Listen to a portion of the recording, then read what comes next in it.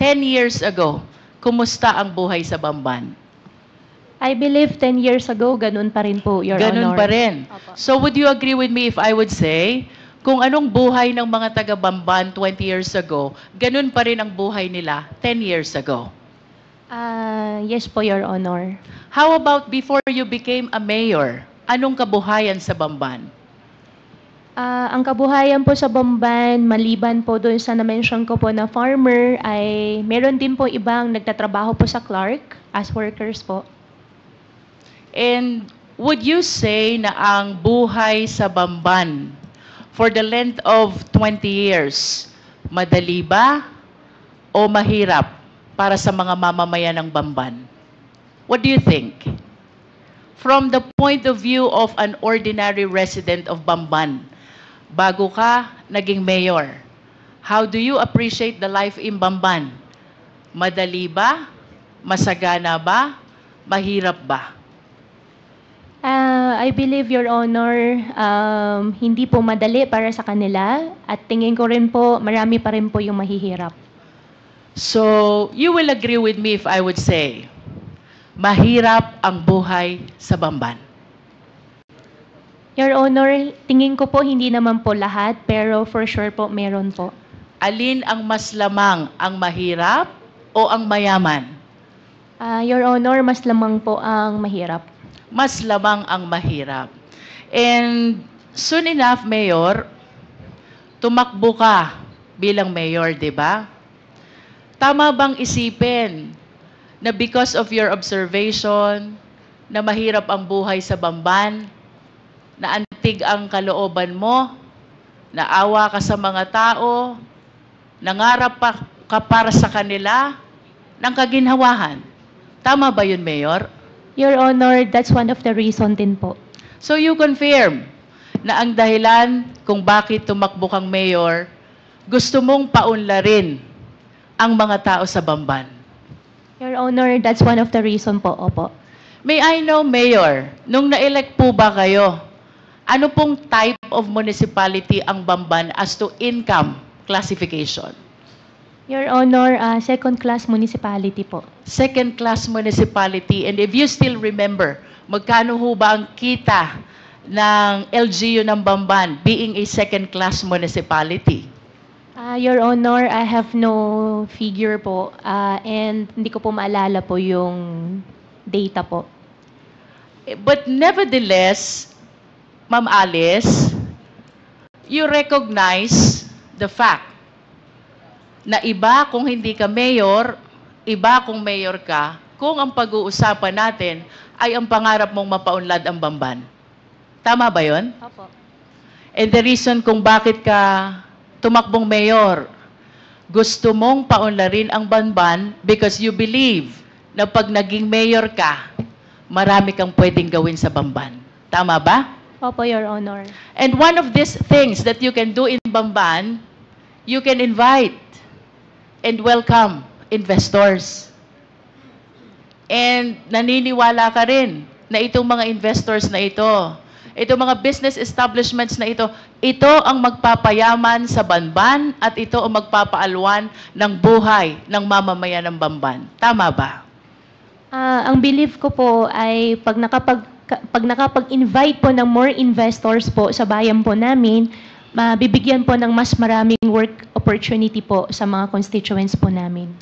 And let us move forward, Ma'am Alice.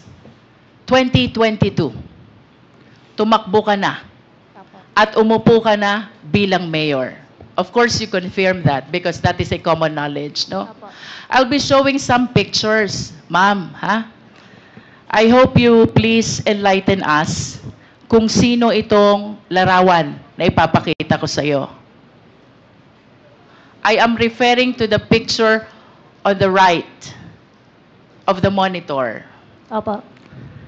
Alice Leal Goo Bamban. Opo. Kayo po ba ito? Yes, Your Honor. And can you please enlighten us, ano po ba ang nakasulat dito sa poster na ito? Your Honor, ang alam ko po dyan, yan po ay isang newspaper po na from the, I think, Chinese community na kinakongratulate po nila. Yung daddy ko po. Yung dad ko po kasi isang Chinese. And why are they congratulating your dad who is also a Chinese? Sila po yung, ano po since Chinese, tingin ko po since Chinese po sila, at nag-congratulate po sila through Chinese newspaper. I consulted some people who know how to read these Chinese characters. And according to them, the exact translation of these characters goes like this. Congratulations to the first Chinese mayor, Alice Lial Goo of Bamban. Ma'am, wala pong ganun nakalagay. Okay. Can we proceed to the next picture?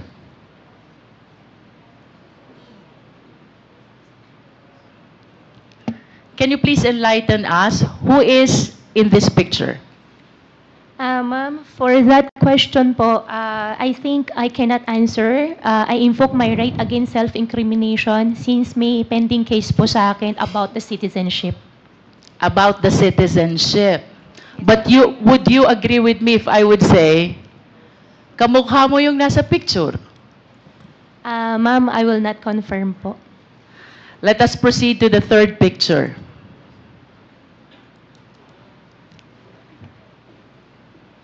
The third picture is your passport from the Republic of China. Do you confirm this?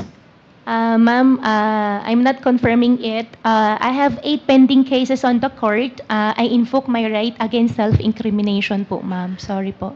Nonetheless, Mr. Chair, I wish to manifest that the third picture is the picture of the passport of Alice Goo, issued by Chinese government, where the name of her mother, Lin Wenyi, is indicated, and she is described as the dependent of a holder of a special investor resident visa.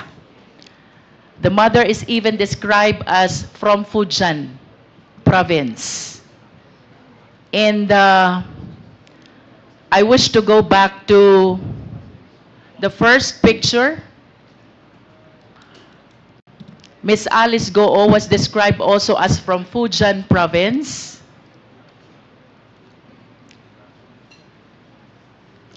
And I understand that Miss Alice Goo acknowledged only the first slide and refused to identify the second and the third slide.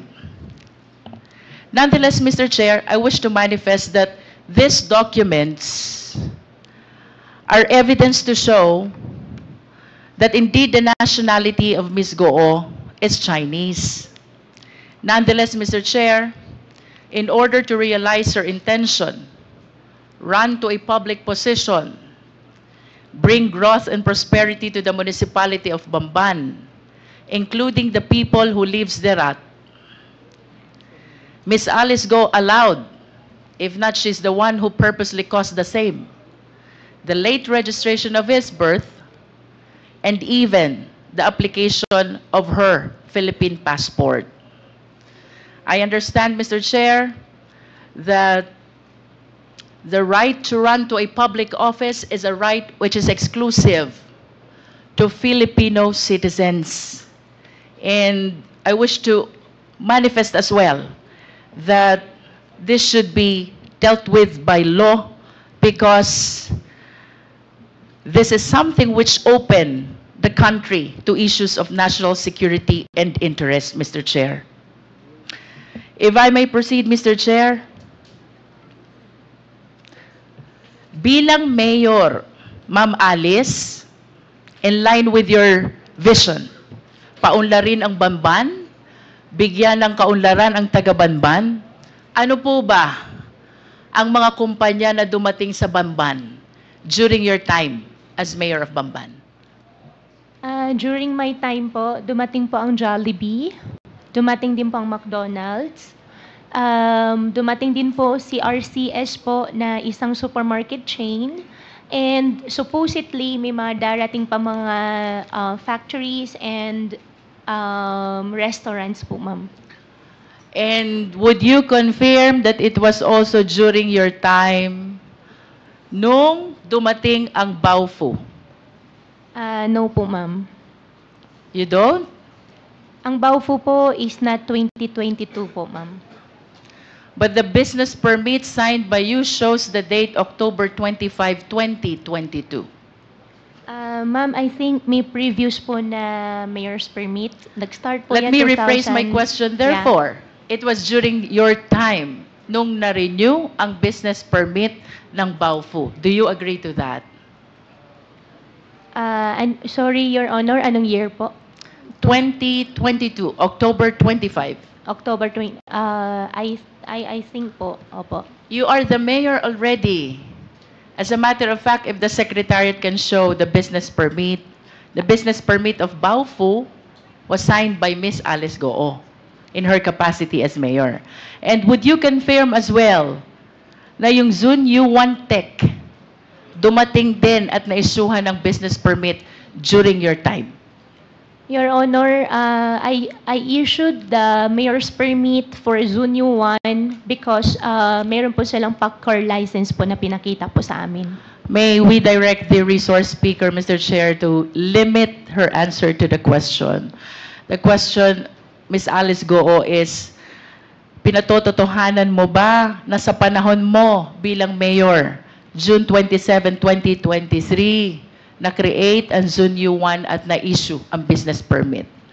Your Honor, I issued the permit for Zunyu 1 with the attachment of PACCAR license po nila. But you confirmed that you issued the business permit. I issued the business permit with the attachment po ng PACCAR license po nila. Thank you.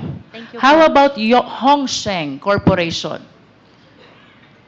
When was this established? Your Honor, for Hongsheng, I'm not sure with the exact date po. And you will agree with me also that during the Senate hearing, etong tatlong kumpanyang ito, whenever you are being interpellated, palaging nababanggit. Yes po. Tama ba? Yes po. Can you enlighten us? Ano po ba ang naging koneksyon, partisipasyon nyo dito sa tatlong kumpanyang ito kung bakit parating nababanggit ang mga kumpanya na to? Your Honor, I think 2018 or earlier, hindi lang po talaga ako sure sa exact year, the land of the Baofu belongs to me. And I sold... What year is that, Miss Alice? Your Honor, 2018 or 19. 2018. You are the owner of the Of land of Baofu. Of the land. 2018. Yeah, 18 or 19. You are not yet the mayor. I'm not yet the mayor. Okay. In 2021, I divest the entire property to the corporation po. And can you please cite the exact date when you divested yourself of your interest in Baofu? 2021. September 21, 2021. I believe so po, ma'am. And that is 7 days before you filed your certificate of candidacy for mayor of Bamban.